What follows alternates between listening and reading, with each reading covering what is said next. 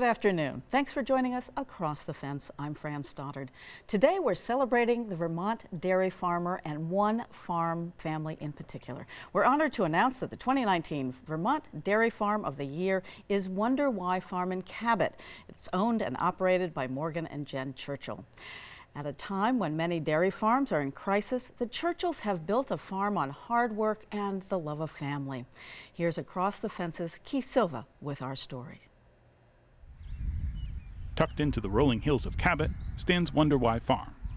Morgan Churchill thinks he should have changed the name to What If when he and his wife Jen started here in 2005. The what if is just a sales pitch to my wife. You know, what if we do this or that, or just to get her take on it. But we've been pretty successful at the ones we've been doing. There you go. They just need an opening. They all come true. All I used to do is say it, and for some reason they happen. So I always am nervous when he comes up with a new idea because I knew somehow it's going to happen. Morgan didn't come up with the latest what if all on his own. It goes like this. What if Wonder Why Farm was the 2019 Vermont Dairy Farm of the Year? And like the other what ifs, it happened. I can't believe that for what we've done that we would, you know, be honored with such an award.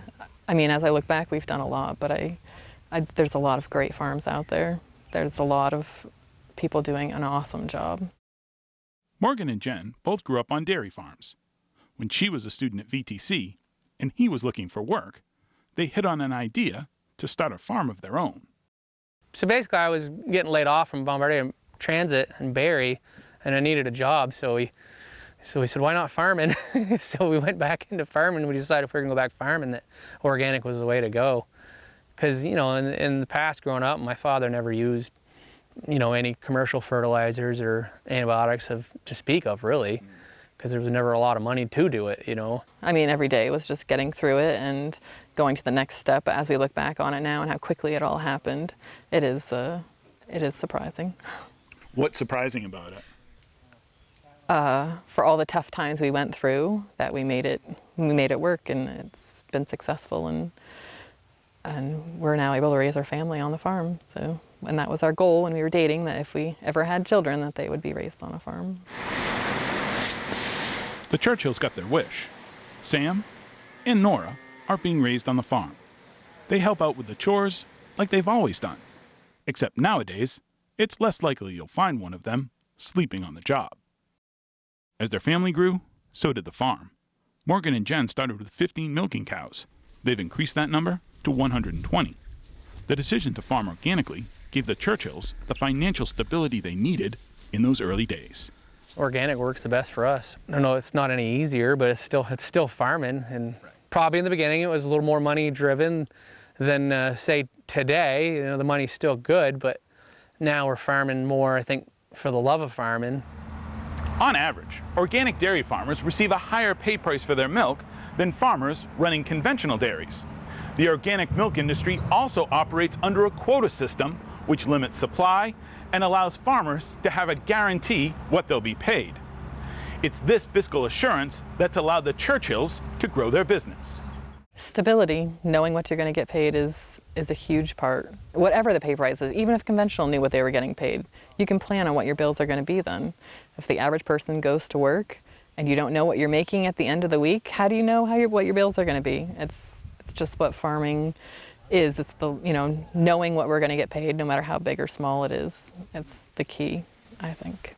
With the organic pay price, we're more steady. We don't have the fluctuations quite as much as the conventional market. Although, you know, it has dropped some. Getting things paid down as fast as you can is huge, and, you know, trying to save money, which is hard. You know, to be able to turn a profit, it's just huge for your mentality and your happiness of life, you know, to be able to make ends meet, to be able to move forward and to grow. As the herd size increased, Morgan knew the tie stall milking barn wasn't going to work much longer. So he came up with a what if. Like, I asked my wife about the robots. I was like, what if we had robots, you know? And she kind of just sighed, you know, and I was like, oh, I don't know, that's pretty big. But, you know, and I kept drawing plans on construction paper with crayons, and kept looking at it and, looking at different robots and trying to figure out if that's the way we wanted to go. And we just more or less did it, decided that's the way we want to go, and kind of put it in. Organic standards require cows to be raised on pasture, which makes having a robot doing the milking a bit of a challenge. The Churchills have trained their cows that when it's time to be milked, they leave the pasture and head to the barn. Wonder Why Farm sends milk directly to Stonyfield. Based on reputation and the quality of the milk, the Churchills were the second farm the company signed up when they started receiving milk direct from farmers. Each cow gets milked 3 times a day. Transponders on their ankles identify each cow. The robot tracks the number of milkings, yield, and other information to maintain productivity. The biggest advantage of using a robot is how it improves the family's quality of life. It frees us up so we can go to our children's ball games and, school events, and, it frees us up so we can actually go on a vacation. We try to go away once a year, and it's more flexibility. Again, when I was in the tie stall and we were haying, I had to be there to milk, both me and my wife. The robot saves time and labor, but it comes with risk. This unit costs $375,000. That's before the cost to build the new facility to house the robot and the cows. On top of that, the loan repayment schedule for robots is often short, making the monthly payments steep. For the Churchills, the robot was a calculated risk they were willing to take. A lot of chicken scratching has gone a long way. We've always had the pencil out with paper and figure it out before we do it, and whether it's feasible or not, but he's the one full of ideas. Risk never really bothered me. I mean, as far as borrowing money to purchase the robot, we always try to keep our loans 5 years, so that way it's a bigger payment, but if you're used to that payment, and you have the capital to make the payment, it's over and done with quickly. And then whatever you're buying at the end of 5 years isn't totally wore out, just half wore out. So if you can take that money and put it towards the next purchase that you buy. Boy, these guys do a fantastic job. Tony Kitsis chairs the committee that selects the Vermont Dairy Farm of the Year. When he and the other judges toured this farm, they got a good feeling the moment they arrived. When we got here, we pulled up into the driveway, we parked, they saw the entire family walk up. They love to see full family participation.